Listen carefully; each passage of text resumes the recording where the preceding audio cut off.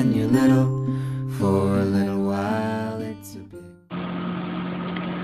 Καλή σας μέρα κυρίες και κύριοι, πάλι κοντά σας με μια ιστορία που θα μας πάει μέχρι την Ελλάδα, στο δάσος των Σκουριών Χαλκιδικής, όπου σύμφωνα με τους ανταποκριτές μας εδώ και αρκετά χρόνια οι κάτοικοι της περιοχής αντιστέκονται στεναρά στους σχεδιασμούς του κράτους και των χρυσοθύρων, με μια σειρά από εκδηλώσεις και κινητοποιήσεις για να υπερασπιστούν το βουνό, το δάσος, το νερό και τις ζωές τους.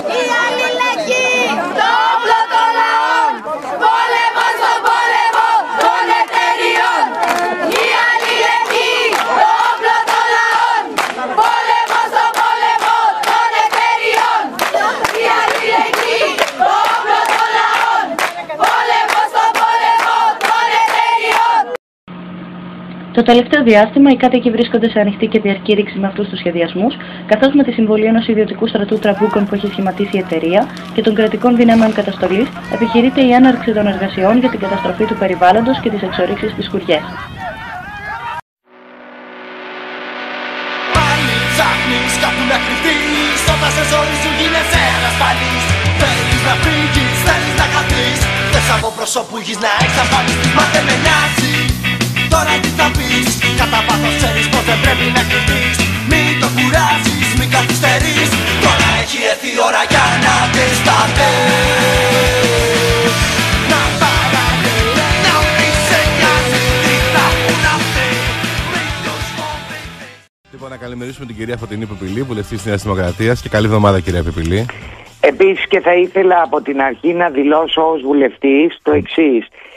Αν συλληφθούν οι καταστροφείς στα μεταλλεία χρυσού στις σκουριές Χαλκιδικής, ελπίζω να δικαστούν για εθνική προδοσία. Καταλαβαίνετε γιατί. Το συνδέεται με τις επενδύσεις. Απολύτως.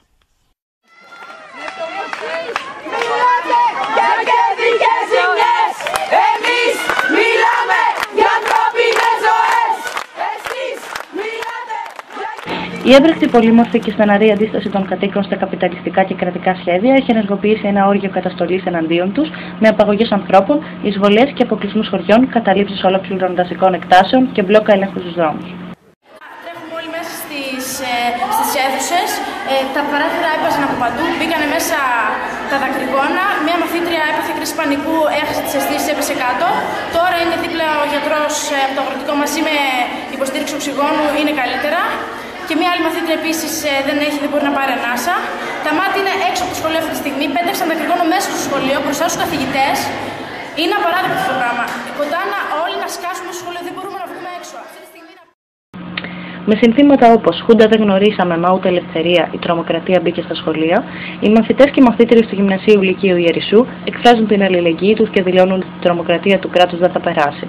Για τις εξελίξεις του σχεδίου ολοκληρωτικής επιβολής που εξυφαίνεται εδώ και καιρό, μείνετε συντονισμένοι. Αμέσως μετά ακολουθεί πολιτική ανυπακοή και αντίσταση στην κρατική καταστολή. Σας ευχόμαστε καλή συνέχεια.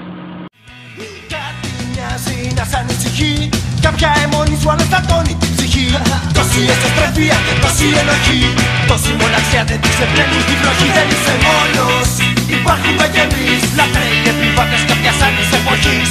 Μην παραδίνεσαι, μην τους φοβηθείς, τώρα έχει έρθει η ώρα για να αντισταθείς.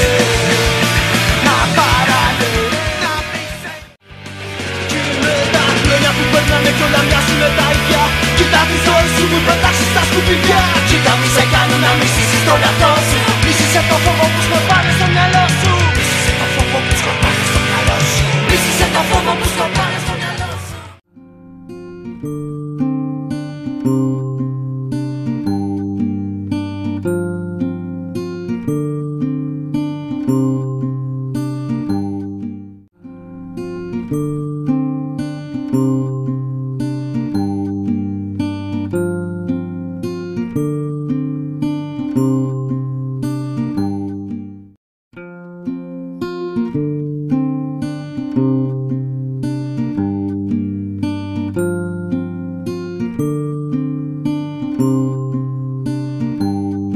It's a big world.